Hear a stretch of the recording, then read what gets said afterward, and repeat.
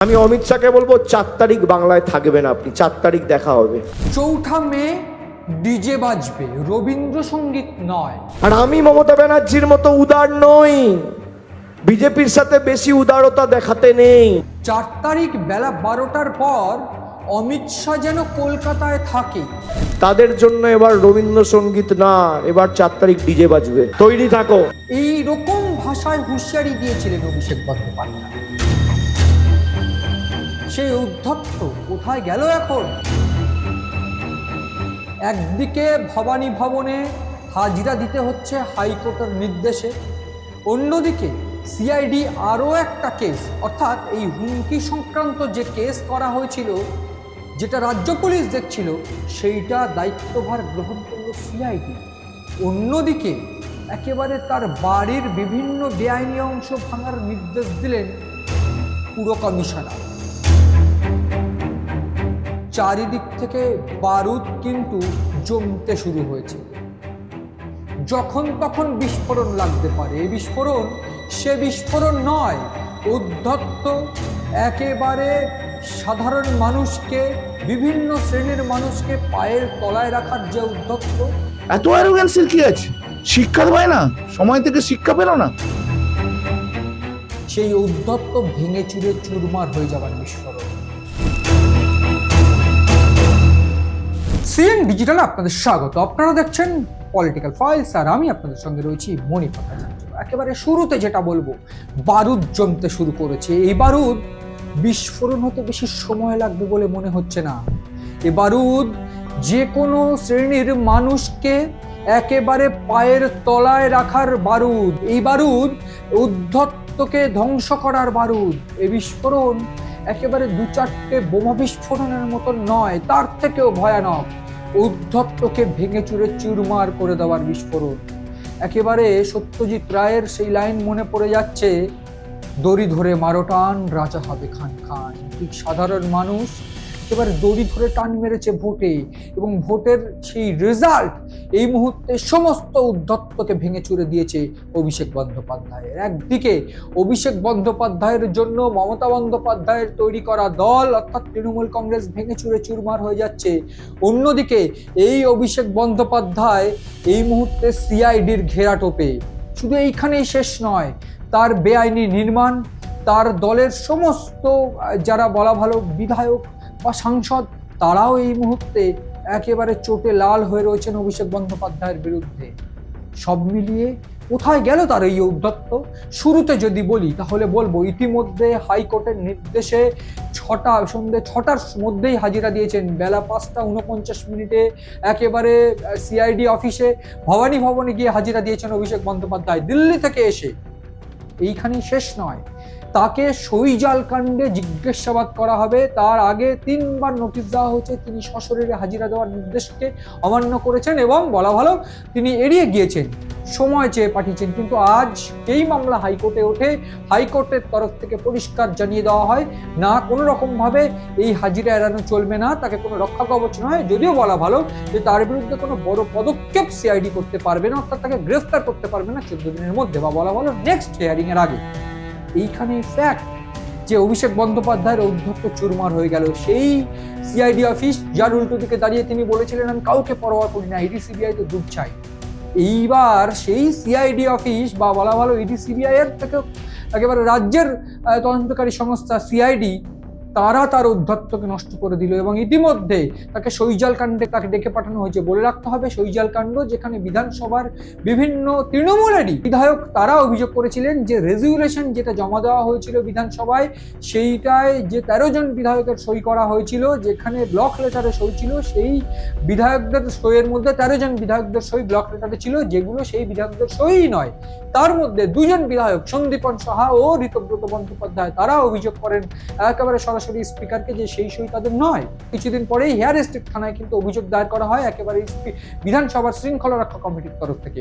সেই অভিযোগের ভিত্তিতে একেবারে কোমর বেটে পুলিশ নামে এবং পুলিশ প্রথম কিন্তু সিআইডির কাছে কেসটা সিআইডি তদন্তভার গ্রহণ করে রাজ্যের একেবারে মুখ্যমন্ত্রীর নির্দেশে, এবং এরপর একেবারে তার বিভিন্ন বিধায়কদের জিজ্ঞাসাবাদ করা হয়। সেই জিজ্ঞাসাবাদ করে যে তথ্য উঠে আসে যে সেই সই তাদের করা নয়, এবং তারপরেই সেই অভিষেক বন্দ্যোপাধ্যায়ের দেওয়া চিঠিকে, যেখানে শেষে অভিষেক বন্দ্যোপাধ্যায়ের সই ছিল, সেই চিঠি এবং সেই ম্যানুয়াল বুক নিয়ে তাকে জিজ্ঞাসাবাদ করার চেষ্টা করা হয়, এবং সেক্ষেত্রে তিনি হাজিরা এড়ান। এবং এরপর আমরা দেখেছি গত দু একদিন আগে তার যে বাড়ি অর্থাৎ কালীঘাটের যে অফিস, সেই অফিসে ম্যানুয়াল বুকের জন্য তল্লাশি চালায় সিআইডি। একেবারে তার ক্যামার স্ট্রিটের অফিসে তল্লাশি চালানো হয় একযোগে। এইখানে শেষ নয়, তাকে তল্লাশি চালানোর পর শেষ পর্যন্ত তাকে আজ হাজিরা দিতে বলা হয়। শেষ পর্যন্ত হাজিরা দিলেন, হাইকোর্টের নির্দেশে উদ্ধত্ত ভেঙে চুরে চুরমার হয়ে গেল। এর সঙ্গে তার যে বিপদ আরো ঘনাচ্ছে। কিরকম বিপদ? এই যে 4 তারিখে ডিজে বাজাবো, একেবারে স্বরাষ্ট্রমন্ত্রীকে থাকতে হবে কলকাতায়, 12টার পর থাকবেন, দেখবো কোন জল্লাদের বাবা বাঁচায়, এই সমস্ত হুমকির জন্য শৃঙ্খলা বিঘ্নিত হতে পারত, তা নিয়ে একেবারে রাজীব সরকার সমাজকর্মী তিনি একেবারে অভিযোগ করেন। তার অভিযোগের ভিত্তিতে কিন্তু অভিষেক বন্দ্যোপাধ্যায়কে সমন পাঠানো হয়। সেইটাও রক্ষা কবচ চেয়েছিল হাইকোর্টে।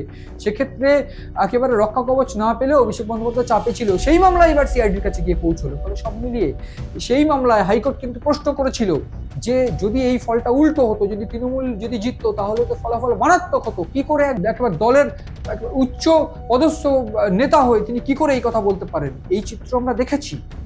এবং তারপর এই মামলা ইতিমধ্যে সিআইডির কাছে গিয়ে পৌঁছলো। ফলে সেইখানেও কিন্তু একটা গুরুতর বিপদ তার সামনে, এটাও বলা ভালো। এরই মধ্যে যে বিষয়টা আরো বলবো, একদিকে ঋতব্রত বন্দ্যোপাধ্যায়, সন্দীপন সাহার মতন বিধায়ক, অন্যদিকে সেই 58 জন বিধায়কদের যে সমাবেশ, যারা ঋতব্রত বন্দ্যোপাধ্যায়কে একেবারে বিরোধী দলনেতা করে এগিয়ে গিয়েছে, যারা অভিষেক বন্দ্যোপাধ্যায়কে মানতে নারাজ, তারা ছাড়াও রাজ্যসভার সাংসদ, লোকসভার 20 জন সাংসদ সই করে চিঠি দিয়েছেন স্পিকার ওম বিড়লাকে যে তারা এনডিএকে সাপোর্ট করতে চায়। কাকলি ঘোষ দস্তিদার তাদের নেত্রী, তারা পরিষ্কার করে বলছেন অভিষেক বন্দ্যোপাধ্যায়কে মানতে নারাজ তারা। এই গোটা চিত্রটা যখন আসছে, তখনই অভিষেক বন্দ্যোপাধ্যায় আরো একটা বিপদ খেলেন বা একেবারে বিপদের মুখে হলেন কল্যাণ বন্দ্যোপাধ্যায়কে নিয়ে। যে কল্যাণ বন্দ্যোপাধ্যায় এইরকম ভরাডুবির বাজারেও মমতা বন্দ্যোপাধ্যায়ের পক্ষে ছিলেন, তাকে মামলা থেকে সরিয়ে দেওয়া হয় আজ। গতকাল রাতেই তাকে ফোন করে বলা হয়, তার ছেলেকে ফোন করে বলা হয় শীর্ষচন্দ্র বন্দ্যোপাধ্যায়কে এই মামলা আর করতে হবে না। ঠিক তারপরেই কিন্তু চিত্রটা পাল্টাতে শুরু করে। দিদি অভিষেককে নিয়ে চলো, আমাকে দরকার নেই। আর অভিষেককে বাদ দিয়ে দিদি চলে যদি, আমি দিদির পাশে আছি। আর অভিষেক বন্দ্যোপাধ্যায় এয়ার কন্ডিশন ঘরে থাকার ছেলে। অভিষেক বন্দ্যোপাধ্যায় তো জানে না কত পরিশ্রম করতে, কি করতে হয়। ও সবাইকে ধরে নিয়েছে ওর ক্যামাক স্ট্রিটের এমপ্লয়ি। হবে না এসব, আমি পারবো না। আমি আজকে এই বিপদের দিনে দাঁড়িয়ে আমি দিদির পাশে আছি। তাকে পর্যন্ত কিভাবে রেসপেক্ট করতে হয় সে জানে না। সে যদি না জানে আর তাকে জানতে হবে না। মমতা দিও বেছে নিক, কি করবে? অভিষেককে নিয়ে থাকবে না আমার মতো যারা অভিষেকের প্রতি যারা ক্ষুব্ধ তাদের নিয়ে থাকবে? This is hard decision to take. এই বিপদগুলো কিন্তু এই মুহূর্তে সামনে। ফলে মমতা বন্দ্যোপাধ্যায় কিন্তু এই মুহূর্তে তাকে ঘাট ধাক্কা দিতে পারেন। এই বিষয়টাই পরিষ্কার হচ্ছে দিনের পর দিন। মমতা বন্দ্যোপাধ্যায় নিজের অস্তিত্ব বাঁচাতে, তৃণমূলকে বাঁচাতে একদিকে তাকে কংগ্রেস যখন প্রপোজাল দিচ্ছে যে তোমরা একেবারে কংগ্রেসে চলে আসো, মমতা বন্দ্যোপাধ্যায়কে একেবারে গোটা দেশের ভাইস প্রেসিডেন্ট করার একেবারে আশ্বাস দেওয়া হয়েছে। অন্যদিকে অভিষেক বন্দ্যোপাধ্যায়কে রাজ্যের ভাইস প্রেসিডেন্ট করার আশ্বাস দেওয়া হয়েছে, রাজ্যের সাধারণ সম্পাদক করার আশ্বাস দেওয়া হয়েছে। সেইখানে দাঁড়িয়ে এইবার তারা কি করবেন সেই বিপদ কিন্তু রয়েছে। ফলে সাধারণ মানুষ কিন্তু এবার বুঝতে পারছে যে দড়ি ধরে মারো টান, রাজা হবে খান খান। সেই দড়ি ধরে তারা যখন টান মেরেছে, ব্যালট বাক্স পরিষ্কার করে দিয়েছে, বিজেপির জয়লাভ। এবং তারপরে অভিষেক বন্দ্যোপাধ্যায়ের ঔদ্ধত্য ভেঙে চুরে চুরমার। এখন প্রশ্ন, কোথায় গেল অভিষেক বন্দ্যোপাধ্যায়? আপনার এই ঔদ্ধত্য, এবার নিরাপত্তার বহর, সেক্ষেত্রে দুর্নীতি থেকে শুরু করে সাধারণ মানুষের উপর নির্যাতন থেকে শুরু করে, এই দুর্নীতির বহর থেকে নির্যাতন সবকিছু নিয়ে যে বারুদ জমা হয়েছে, সেই বারুদ বিস্ফোরণ হতে বেশি সময় নেবে না। খুব সম্ভাব্য এর মধ্যেই অভিষেক বন্দ্যোপাধ্যায় গ্রেপ্তার হতে পারেন।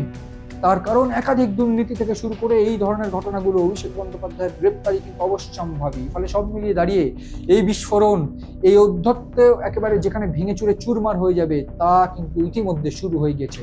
ফলে সব মিলিয়ে চিত্রটা পরিষ্কার, অভিষেক বন্দ্যোপাধ্যায় মহা বিপদে ঘাট ধাক্কা খেতে পারেন তৃণমূল থেকে বা মমতা বন্দ্যোপাধ্যায় থেকে। ফলে সব মিলিয়ে চিত্রটা কোন দিকে গড়ায় সেদিকে নজর রয়েছে আমাদের। নজর রাখুন আপনারাও সিএন নিউজ বা সিএন ডিজিটালে।